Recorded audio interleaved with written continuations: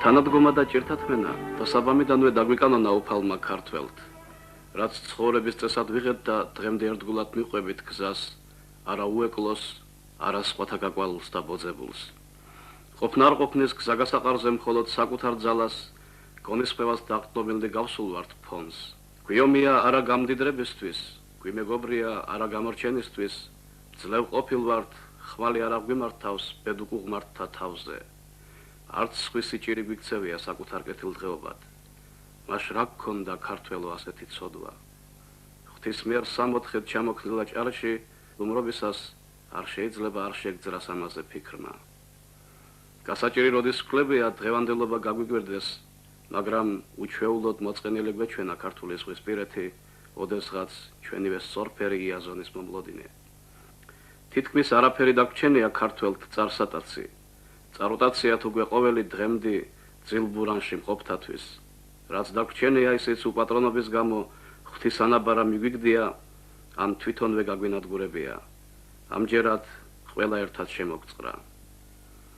არ გავდა ბათუმის დილა ჩვეულებრივს, ხალხმრავალს და ხალისიანს, არა უამინდობის ან სიცივისა გამო. ხინიც და ჭირიც ერთი გვაქვს ქართველთ ამ კურთხეულ მიწაზე, ოღონდ ეგ არის ეს უკანასკნელი ძალზე მოგვეძალა ამ ბოლო ხანს. არც ამ დილას დავიწყნიათ 9 აპრილის ტრაგედიის მსხვერპლთა უკდავსაყოფად მოწყობილ პარკში თაიგულების მოტანა. არც ბათუმის ღვთისმშობლის საკათედრო ტაძარში ჩამქრალა სანთლები მათი სულის საოხად. მათი და 19 აპრილის მსხვერპლთა სულისა სამშობლოს საკურთხეველთან მუხლის მოყრა რომ არ დასცალდათ. დახრილი სამგლოვიარო დროშებით დაგხვდა ბათუმის ღვთისმშობელი.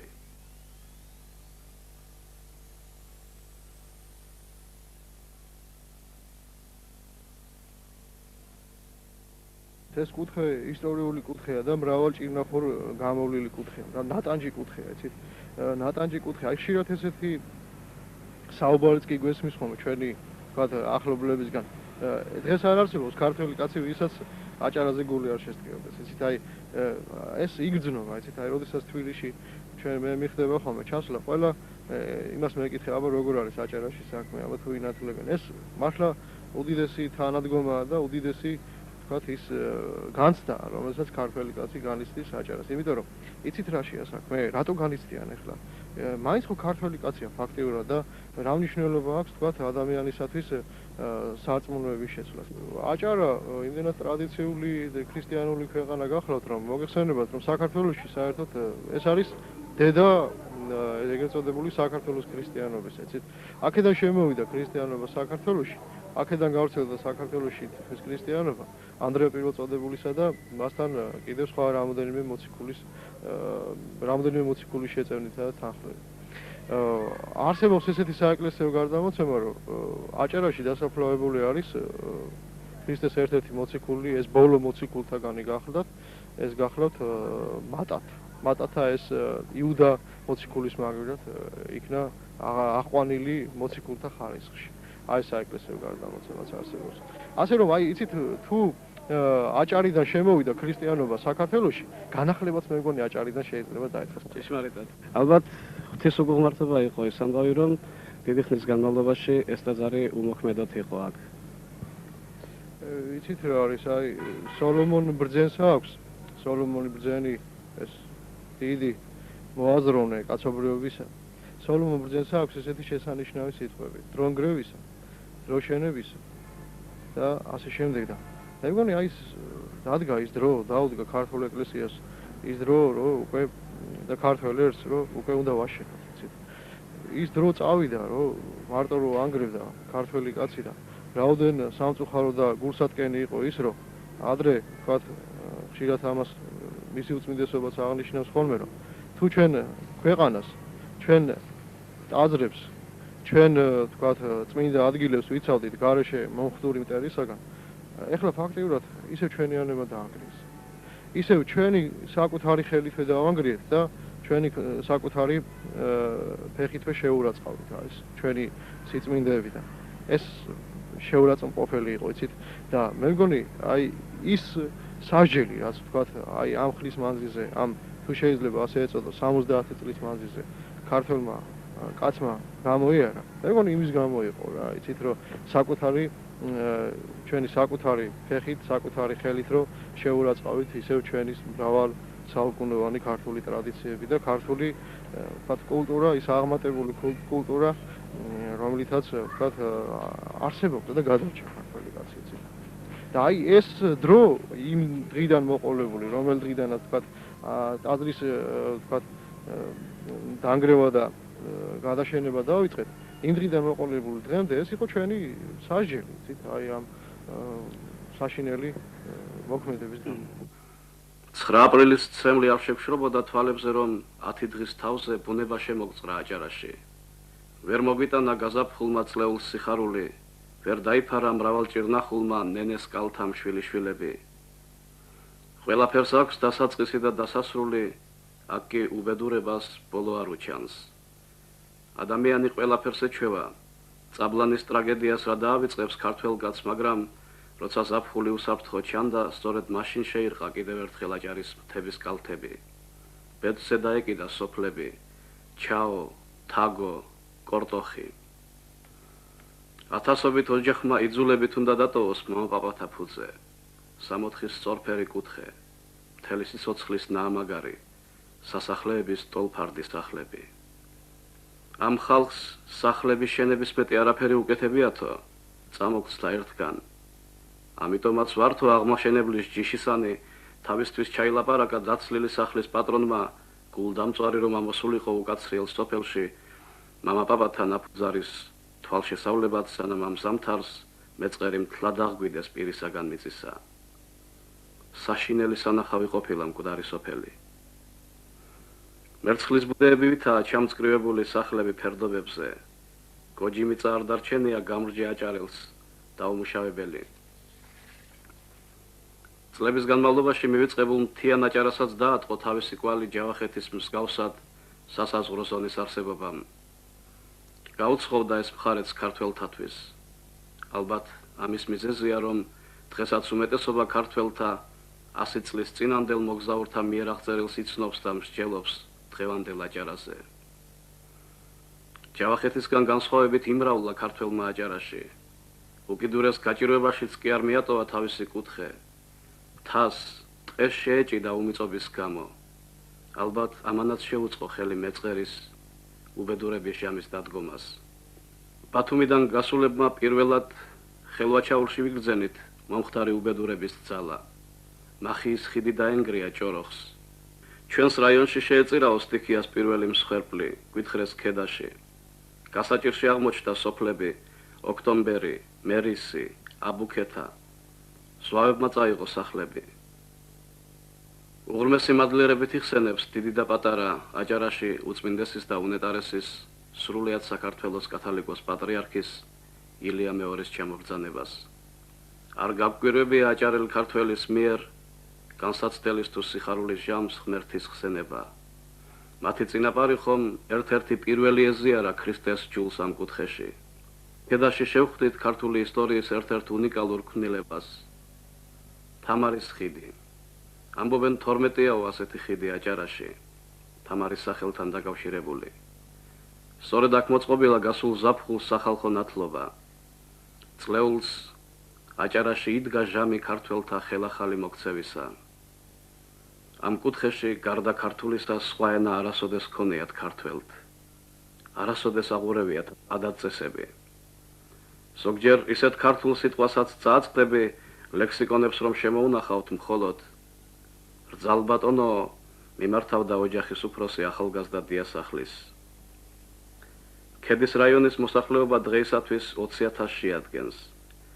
ეს ციფრი სტაბილურია უკანასკნელი 20 წლის მანძილზე. რადგანაც მცირე მიწიანობის გამო ოჯახებს გაყოფის საშუალება არ გააჩნიათ.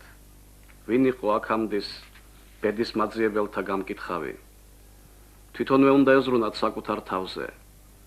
ასე გაჩნდა საქართველოს ფარგლებს გარეთ კრასნოდარის მხარეში აჭარელ ქართველთა დასახლება. როდესაც ქვემო ქართლში, ჯავახეთში, სამაჩაბლოში იმძლავრა უცხო ტომმა. ერთნაირად უჭირს აჭარის ღვთიური სილამაზით მოსილ მთიანეთს ყველგან. ისედაც მცირე მიწიანი კუთხისთვის მეწყერს თუ ღვარცობს, სამუდამო წაროტაცია აჭარელი გლეხისთვის სარჩო საბადებელი. აჭარის განსასწრებელ ჟამს პირველი განგაშესხმა სწორედ თქვენი რაიონიდან გაისმა. დიახ, მიმდინარე დღეს ზამთრის პერიოდში, თებერვლის თვეში, პირველი დიდი უბედურება, ტრაგედია ჩვენს რაიონში დატრიალდა. დაგვეღუპა თებერვლის თვეში 8 ადამიანი. ერთ ოჯახში 5 ადამიანი ერთად დაიღუპა.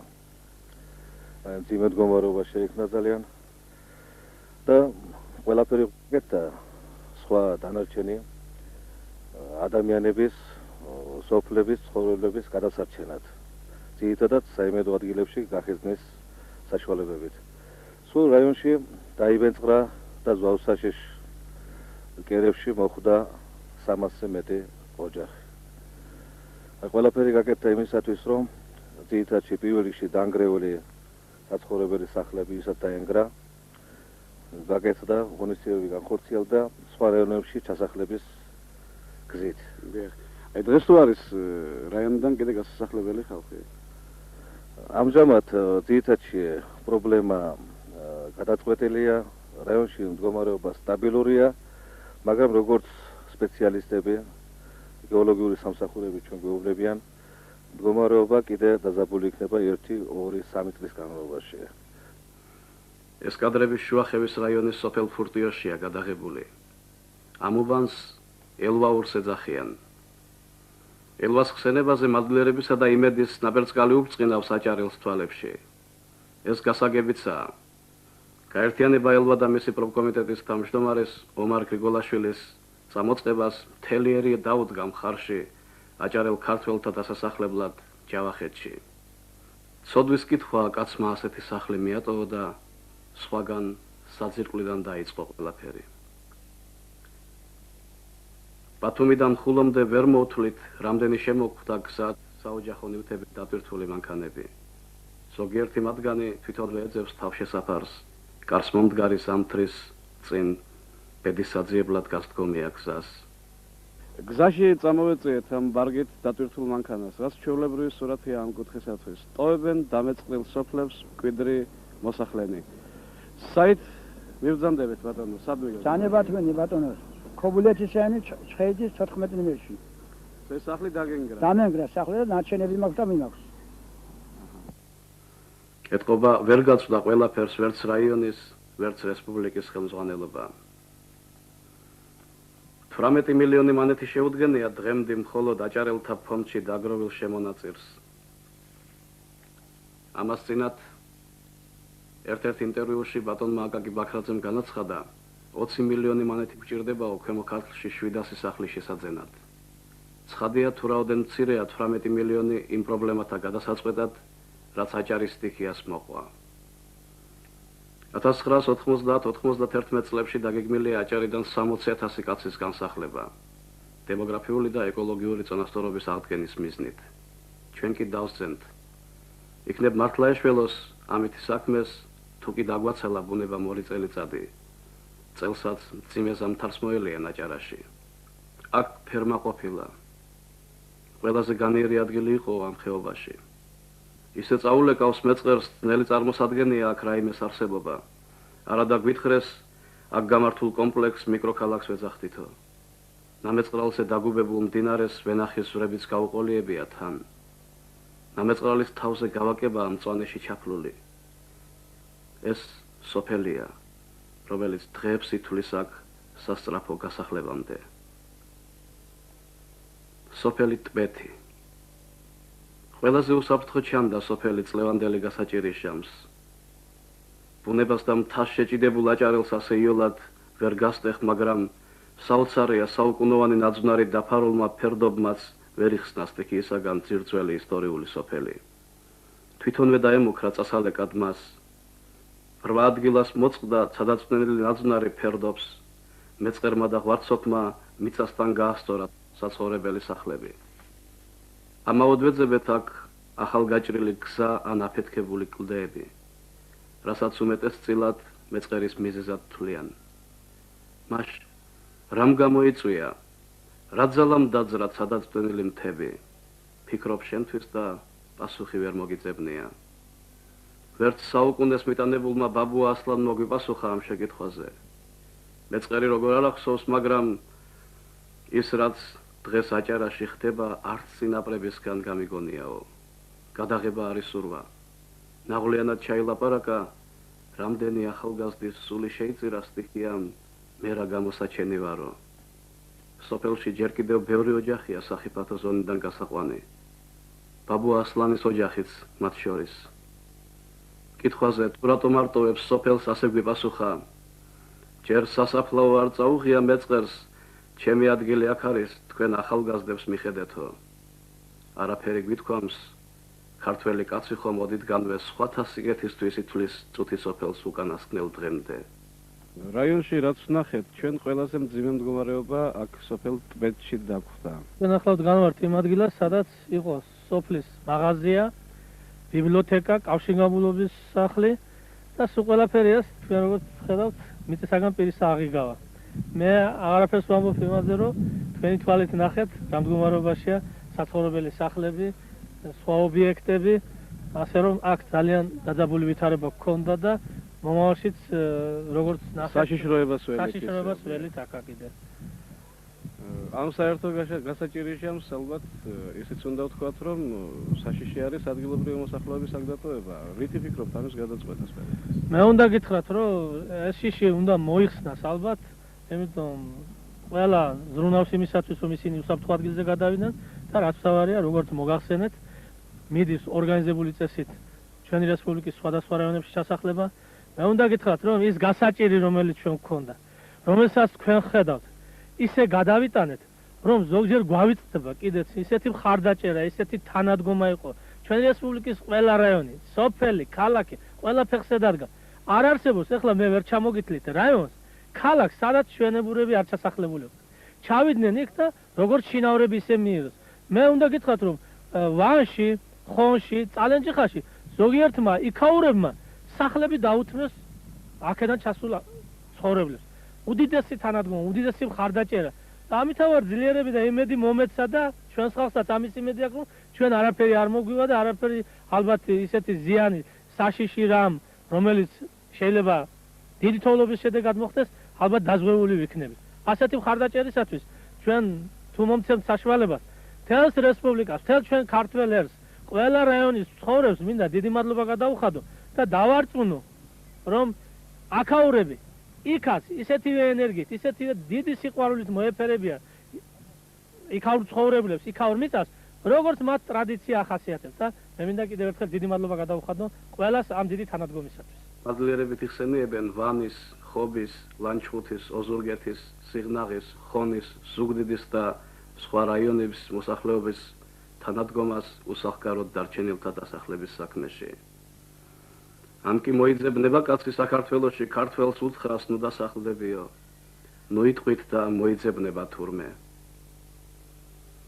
და როგორც ვიცით, განსახლება ხდება დღეს საქართველოს სხვადასხვა კუთხეში იმ სტიქიით დაზარალებულ აჭარელთა, რომლებიც უსახკაროდ დარჩნენ ფაქტიურად. იცით რა არის, უცნაური ის არის, რომ ჩვენ საკუთარ მიწაზე, ჩვენ მიწა-წყალზევე, ჩვენვე ესეთი დიპლომატიური თუ შეიძლება ასე უწოდოთ, ხერხით გვიხდება ჩვენივე ხალხის დასახლება. ეს ჩვენი აბედითობის ესეთი ნიშანია, იცით?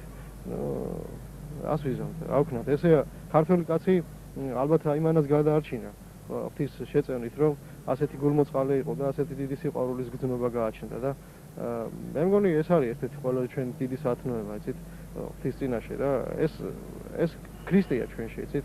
ქრისტიანული ის დიდი სათნოებაა ჩვენში, რომ თქვა ჩვენ ესეთი ყველა გვიყვარს.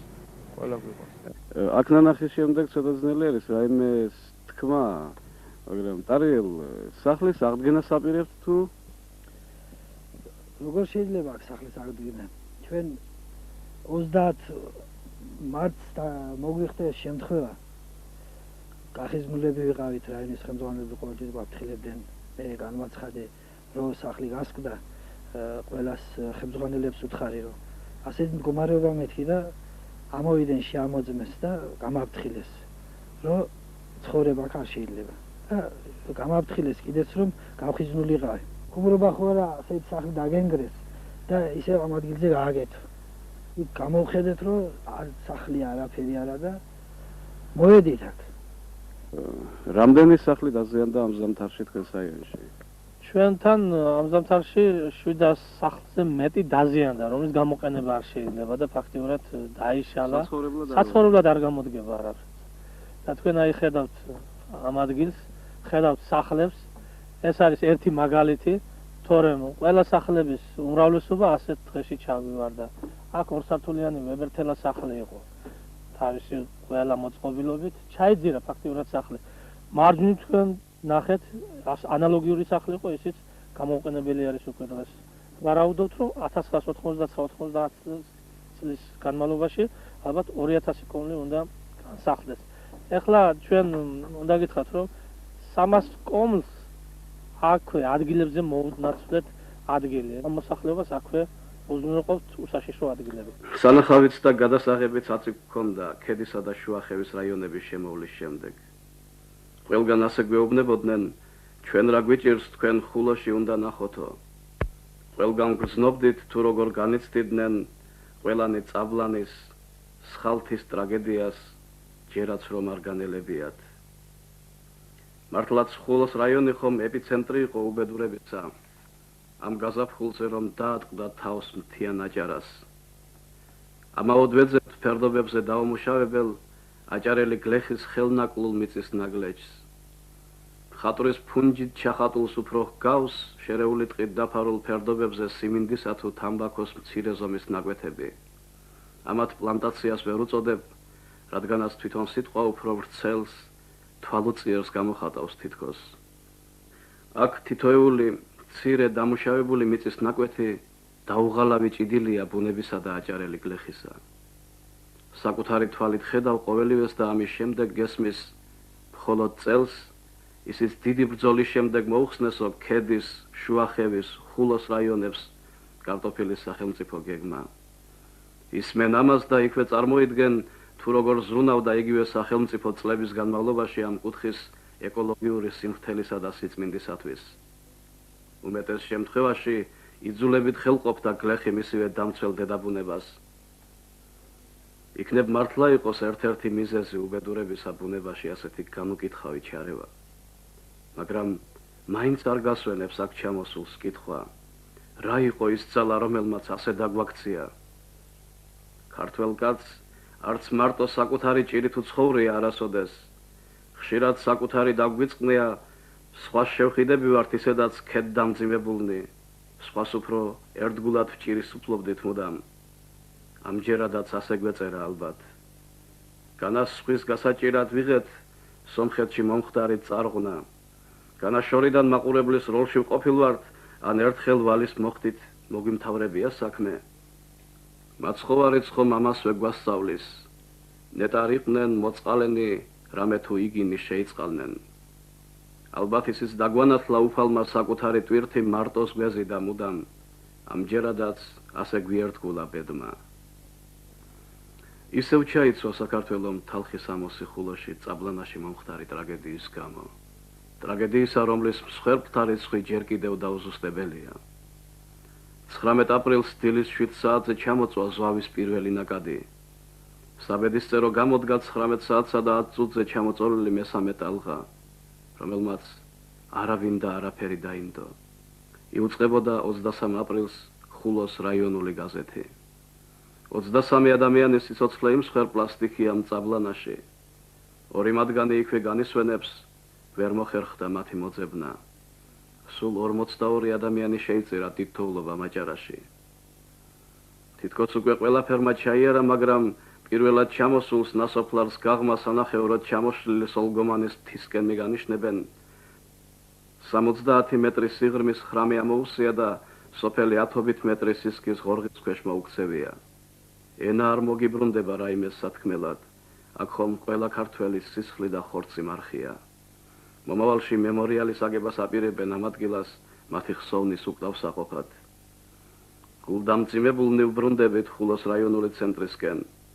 გზად სხალთის ტაძარი გამოვიარეთ, არ გავჩერებულ ვართ უამინდობის გამო. შორიდან შევავლეთ თვალის სარკმლებალი ცლიცებულს, დილა ადრიან მოესწრო ქრისტიან ქართველ სანთლების ამთება. არც ჩაქრებაო არასოდეს, სხალთის ტაძარი ხომ სტიქიაში დაღუპულთა 40 დღის თავზე ეკურთხა ხელმეორედ სამნახევარი საუკუნის იძულებითი დუმილის შემდეგ. როცა სამშვიდობოს ვიგულეთ თავის, სწორედ მაშინ დაიძრა მიწა ამ ზაფხულს რამდენიმე სოფელში. გვიჭირს, ძალიან გვიჭირს ხალხის გამოყვანა საშიში ზონებიდან. თუ ეს ვერ მოახერხეთ, ჩვენც იქ უნდა გადავსახლდეთ ამ ზამთარს, რაც მათ მოუვათ, იმასვე უნდა ვეწიოთ ჩვენცო, ასე ფიქრობენ რაიონის ხელმძღვანელები. ვერ პოულობთ გამოსავალს ამ სიტყვებიდან, მაგრამ მის გულწრფელობაში ეჭვი არ შეგვარვია. ან როგორია ზაურპაქსალისათვის დასტოვოს სახკარი, რომლის მოწყობისათვის მთელი სიცოცხლე შეულებია. ასეთი კი მარტო სოფელ კორტოხში 200 ოჯახია.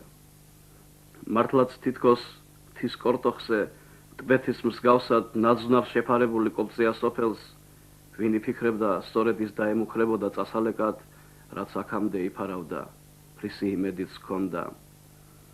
უხილავ ძალას აქაც დაუძრავს მთელი ფერდობი. მილიონობით ტონა მასა აწევს სოფელს ბეწვზე დაკიდებული. უზარმაზარი ქვები მავთულებით დაუბამთ ნაძვებზე. კაცი იმედით ცოცხლობს, მაგრამ აქ დაყოვნება მართლაც დანაშაულია.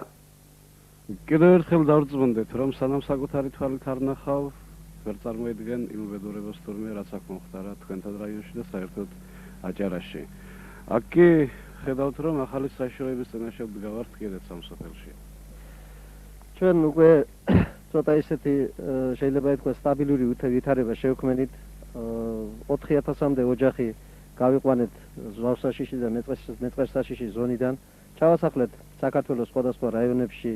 უნდა ითქვას, რომ მთელი საქართველო ფეხზე დადგა და შეუქმნეს ფაქტიურად ადგილებზე ნორმალური საცხოვრებელი პირობები, რომ წელს იქ ხალხი გამოიზამთროს. მაგრამ უბედურება დაემატა. ეხლა სადაც ჩვენ დგავართ, ხედავთ აქ წარმოიშვა ახალი საშიშროება, ახალი მეწყერი. აქ ქვემოთ 100-მდე ოჯახი ცხოვრობს. ზემოთ ჩვენგან მარცხნივ სოფელია 200 კომლიანი სოფელი, აქ რომ ეს უბედურება დატრიალდეს, ის სოფელი მთლიანად გათიშული რჩება. ძალიან რთული ვითარებაა. ამ სოფლიდან პრაქტიკულად ჯერ არავინ არ არის გაყვანილი. ამ სოფლიდან ნაწილობრივ წავიდნენ, მაგრამ ძალიან უმნიშვნელო რაოდენობა, იმიტომ აქ არ ქონდა საშიშროება. ეხლა მით უმეტეს, რომ ზაფხულში წელს ისეთი გვალვიანი ზაფხული იყო ჩვენთან. არ ველოდით ამას. რამოდენიმე დღე წვიმა წავიდა და უკვე წარმოიშვა ესეთი უბედურება. გეოლოგები ამტკიცებენ, რომ 1,5 ტონა მასა არის აქ და ეს წარმოუდგენელი სიძლიერით წავა ამ ხევში, ისედაც დამრეცი ხეობა არის. ასეთი რთული ვითარება არის. ჩვენ ეხლა გეგმავთ, სამხანაგები ჩავიდნენ ბოლნისის რაიონში, ნახეს, მუშაობთ ხალხთან, რომ აქ ფაქტიურად ამ ხალხის დატოვება. რაიონში რამდენი ოჯახია კიდე განსასახლებელი რაიონი? ეხლა დღეს მდგომარეობით ახალი, რომელიც დაემატა, 200-მდე ოჯახი არის გასასახლებელი. სასწრაფო წესით, იმიტომ რომ აქ ფაქტიურად ადამიანების ცხოვრება ყოველად შეუძლებელია. ნახეთ თქვენი თვალით რა უბედურების წინაშე ვდგავართ. დიდი უბედურება მოხდა წელს აჭარაში, ზეაბატონო. თუ გსმენიათ მსგავსი რამ ამ წინაპრებისგან, ან თვითონ თქვენ? მე 60 წელს გადაცილებული კაცი ახლა ვარ. ასეთი უბედურება საერთოდ არც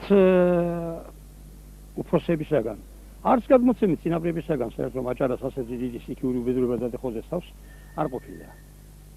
უბედურება დიდი იყო, მაგრამ სრულად საქართველოს უზარმაზარი დახმარების ხელი გამოგვიწოდა. 40-მდე რაიონში ხალხი ჩასახლებულია. ეს საყოველთაოდ ცნობილი ფაქტია დახმარებისა და დიდი თანადგომის შესახებ, რაც საქართველოს ქართველმა ხალხმა ჩვენს ხალხს დაეხმარა. მაგრამ პრობლემები მაინც არის კიდევ რჩება.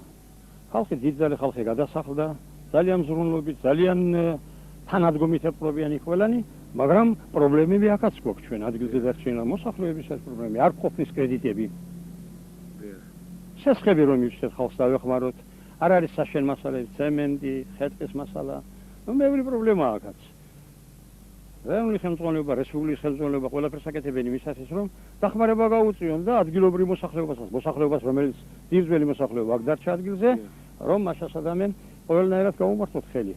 მაგრამ პრობლემები არისა და ჩვენ იმედი გვაქვს, რომ ამ პრობლემებსაც ჩვენი ქართველი ხალხი, დიდი ჩვენი რესპუბლიკა თავისი ზმური დახმარებით გარკვეულწილად მოაგვარებს.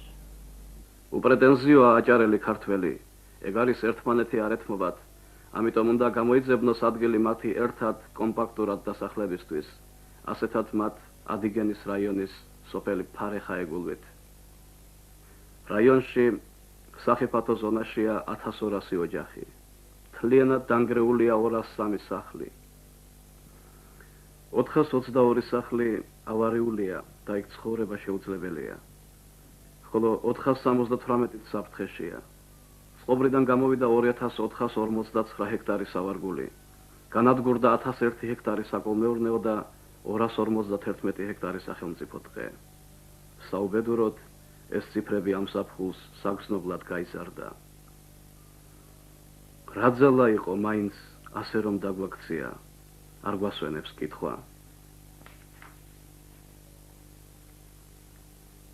ჯერჯერობით სუსტი ანალიზი არ ვიცით, გეოლოგები იკვლევენ მეწყერის მიზეზს. როცა უნებლიეთ წარმოიდგენთ მიწისძვრისგან დაბზარულ და უზარმაზარ თოვლის საფარში გახვეულ მთებს, თითქოს საძიებოც არაფერი რჩება. გადაუღებლად წვიმდა ჩვენი აჭარაში ყოფლის ბოლო დღეს. დაბზარული ფერდობებისა და სოფლების გარდა სული გვისველდებოდა, სული თანადგომითა და გასაჭირით სავსე ძმათა სასიყვარულო.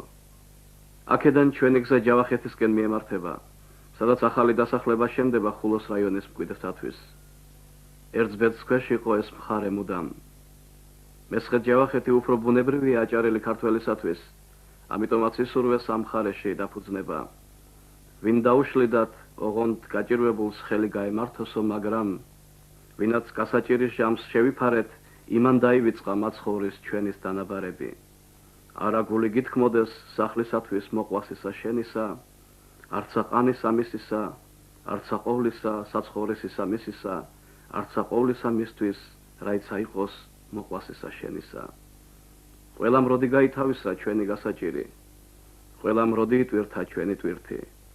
მადლობა ღმერთს, რომ ასეთნი მცირენი აღმოჩნდნენ მრავალთა შორის, ესეც რომ არა აჭარელ ქართველს მიეგების, ნეტარიყვნენ მშვიდნი, რამე თუ მათ დაიმკვიდრონ ქვეყანა. გასაჭირი ბევრი გქონდა წელს, მაგრამ მატიანე სიხარულის დღეებსაც მიითვლის ალბათ. უდიდესი აღმშენებლობის ჟამი იდგა წელს ჯავახეთში. რამდენჯერ უთქვამთ ადგილობრივ ქართველთ ამ ზაფხულზე, ამდენი ქართველი ომის შემდეგ არ გვინახავსო აქ ერთად. შენდება გოგაშენი, აფნია, ოკამი, აზმანა, პტენა, ჩუნჩხა, კოთელია. ქართველი უბრუნდება ჯავახეთის მიწას. დაგვიდგა დრო ზეიმისა, დაგვიდგა დრო შესახლებისა, რასაც ამ 2 თვის წინ ძნელად თუ დავიჯერებდით. და სწორედ ოჯახის, აი ამ ახალი სახლის ერთ-ერთი პატრონი, რომლებიც შესახლებიან, აგერ არიან ჩვენთან. გილოცავთ ახალ მოსახლეობას, ბედნიერი და სასიკეთო საცხოვრებელი ყოფილიყოს თქვენთვის. დღეს რა თქმა უნდა ახალ მოსახლეობას მზეიმობთ და მადლობის მეტი ამ ჩვენი მშენებლებზე არაფერი არ გვეთქვის, იმისათვის რომ მოკლე ხანში ძალიან დიდი მოასწრეს, ძალიან ბევრი საქმე გაგვიკეთეს და დაზამთრებას მოვასწრეთ რა თქმა უნდა. მადლობელი. იმ საერთოდ დიდ ძალისხმევას, რომელიც ამ რამოდენიმე თვის განმავლობაში თქვენ გასწიეთ, ვფიქრობთ დღეს სახეზე ვხედავთ. ალბათ 2 სიტყვას თქვენს გვეტყვით ბატონო ანზორ. რა თქმა უნდა დიდი სიხარულია, შედეგი ძალიან კარგია, ყველას ერთობლივი მუშაობით, ძალისხმევით, მთელი საქართველოს ერთიანი ყველა კუთხის და ყველა მშრომელის თანადგომით დღეს შედეგი სახეზეა. ზეიმობს ახალი ოჯახი ახალ მოსახლეობას. შემთხვევით არ გეთქვამს, რომ ცოტა ძნელი დასაჯერებელი იყო 2 თვის წინ, როდესაც აქ ცარიელი მინდვრები იყო, ჩვენთვის ყოველ შემთხვევაში ძნელი დასაჯერებელი იყო თუ ასეთ მოკლე დროში ამდენი სახლი აშენდებოდა, რომლის ავტორი, ერთ-ერთი ავტორი თქვენ მზამდებით.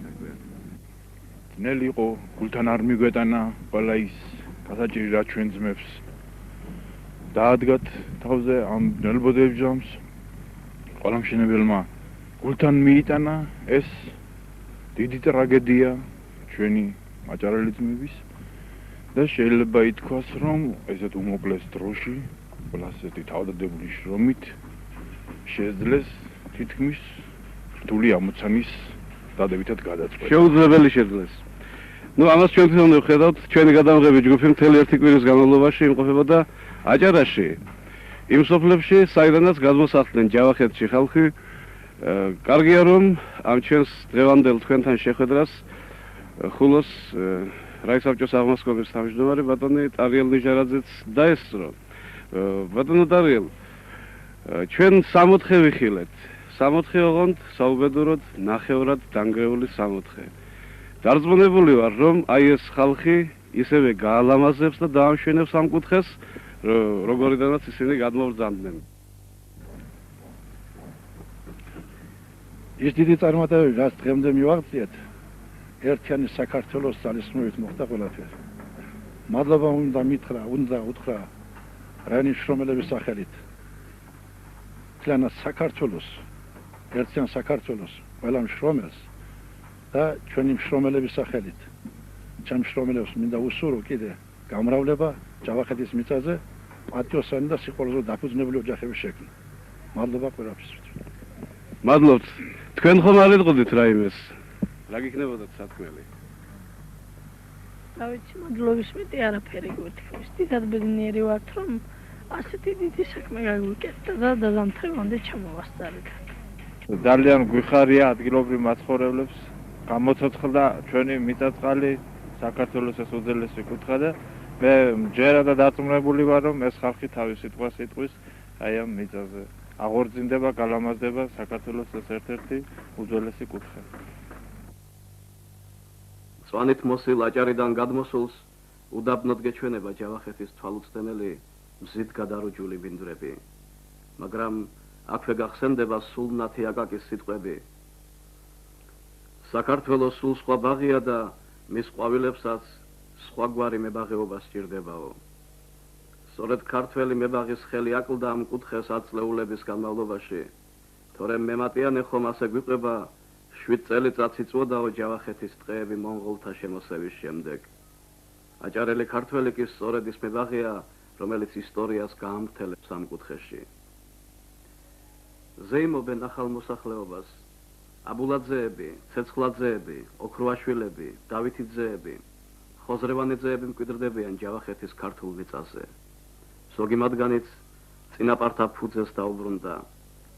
წინაპართა ფუძეს, საიდანაც სწორედ მაშინ მოუკვეთეს ფეხი, როდესაც არც თურქი, არც სპარსი, არც მონღოლი არ ემუქრებოდა. ჩუნჩხაში ჩამოსახლებული ლევან მიხელაძის წინაპრებს ქილდაში უცხოვრიათ ჩვენი საუკუნის 50-იან წლებამდე. ამ დროიდან კი სხვებთან ერთად აუყრიათ თითქოს პირობების გაუმჯობესების მიზნით და ასე მიმოფანტულან საქართველოს სხვადასხვა კუთხეში ჯავახნი. ასე გაჩენილა ჯავახეთში კიდევ ერთი ქართული ნასოფლარი. ჯავახეთის ერთ-ერთი ძილძველი ისტორიული სოფელი ქილდა. 50-იან წლებში დათარიელდა ქილდა. აქედან გადაუყვანიათ ადგილობრივი მოსახლეობა ოკამის მეურნეობის გასაძლიერებლად. თითქოს მუშახელი მიემატებოდა მას. სინამდვილეში კი გარდა ჯავახეთისა ყველგან დანაწევრებულან საქართველოში ქილდის მაცხოვრებლები. შემდეგში კი ეს ადგილი გადაკეთებულა სამხედრო სასროლეთად. სამხედრო სასროლეთი როცა მოუშლიათ, მაშინ სამხედრო მეურნეობა ჩამოუყალიბებიათ აქ. მამაპაპათა უწმინდეს საფლავებზე დღეს საქონელი დააბიჯებს. ხალხმა კი ასეთი რამ გადმოგცა, რომ ჩვენს წინაპართა მიერ ნაშენ საცხოვრებლებში იცდებოდაო საბჭოთა იარაღის ძალა. ღმერთმა უწყის, რა სასწაულით გადარჩა ქილდის მე-7 საუკუნის ეკლესია. ალბათ კიდევ ერთ კარგ ეროვნულ ნაბიჯს გადავდგამდით, თუ კი სოფელ ქილდას თავისი მაცხოვრებელი დაუბრუნდებოდა და აღორძინდებოდა ისევ აქ სიცოცხლე. ასე იბილწება წმინდა საფლავები ქართველის მოლოდინში, ასე იშლება ისტორიის კიდევ ერთი ფურცელი, სანამ ქართველს ნებას დართავდნენ ქილდაში დაბრუნებისა. აფნისა და გოგაშენის გადასახედიდან ვინიცის რამდენჯერ მოსდგომია მტერი ვარძიას ხელსაბამივით რომ მორგებია მტკვარი უძველესი ქართული მიწიდან მომდინარე. იქნებ შებრუნებულა კიდეც მისი თვალშეუდგამი სილამაზით მოხიბლული, მაგრამ ვაგლახ რომ აქამდე მოსულს აუოხრებელი არასოდეს დაუტოვებია აქაურობა. ამიერიდან საბასიანოდ გამზადებული ქართველთა ლაშქარი საუკუნეების შემდეგ გოგაშენსა და აფხნიაში იმკვიდრებს სამუდამოდ ადგილს. ვარძიდან ხელმარცხნივ სოფელი ნავარძიები მოსჩანს თავისი ერთადერთი მკვიდრით ბაგრატ დევნოსაძით. ამას წინათ შემოგვითვალა კარგ საქმეს აკეთებთ, იქნებ მეც გამოგადგეთ სანამ ცოცხალი ვარო. ვაზის ნერგებს შეგვირდა მარტო მე ვიცი ჯავახეთში რომელი იხარებსო. აკი ვთქვით ჯავახეთს უბრუნდება თავისი მებაღე, თავისი მეზურე, უთუოდ იხარებს ვაზი ამ ხარეში. ამბობენ სოფელი ერთ დღეში არ აშენებულაო. არ ჩვენ მქონია ამის იმედი, მაგრამ რაც გაკეთდა ქართველი კაცის ერის ძალისხმევით მოხდა მხოლოდ. უფალო მიეც ძალა ქართველს შენებისა. პირველი მკვიდრიც იშვა ჯავახეთში ამ ზაფხულს. ღმერთო ამრავლე ქართველობა ღვთისმშობლის წილხვედ რამ ხარეში, რომ კლავაც იდავითონ და ირუსთაველონ. სახარებაში წერია, ვინც აღიმაღლოს მახვილი, იმახვილითვე წარწმდება. და ასე რომ თუ საქართველოს მიმართ ამოღერებული აქვს ვისმეს მახვილი, იმახვილითვე უნდა იფიქროს იმან, რომ ის მახვილივე იქნება მისივე შემოსრელი. ასე რომ საქართველოს მიმართ ვინც იბრძოდა მახვილი, იმახვილითვე დამარცხდა. ასე რომ საქართველოს ღვთისმშობლის წილხვედრილია, წილხვდომი ქვეყანაა და უძლებელია. მე ღირსი გავხდი საქართველოში საბერძნეთიდან ივერთა მონასტრიდან ღვთისმშობლის ივერის ღვთისმშობლის ასლის ჩამობრძანებას. ეს მართლაც საოცარი მოვლენაა. ეს იცით, როდესაც მოვდიოდით თესალონიკის მიტროპოლიტი შეხვდა სახელად პანტელეიმონი, ეს საოცრად სათნო პიროვნება, ხრმად მოხუცებული და იმან ესეთი რაღაცა გითხრა ჩვენ, რომ ეს ხატი განთავისუფლებს საქართველოს. ეს იქნება საქართველოს განმანთავისუფლებელიო ხილული და უხილავი მტრებისგანო და ამინ. ეკლესია საერთოდ ფიქრობს, ზრუნავს ამ კუთხისათვის ჩვენ იქ ფიზიკურადაც, მატერიალურადაც და საერთოდ თანადგომად უნდა გამოვხატოთ. კურთხეულ იყოს ყველა იმ აჭარელთა ფეხი საქართველოს მრავალდანჯულ ვიწაზე, სადაც კი განსახლდნენ ისინი. ამინ. ამინ.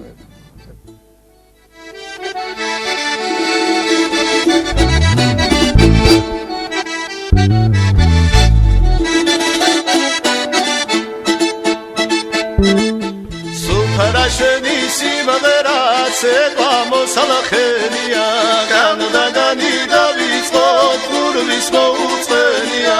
Taranananinago, tarananinago, tarananinago, tarananinago, tarananinago, tarananinago, tarananinago, tarananinago.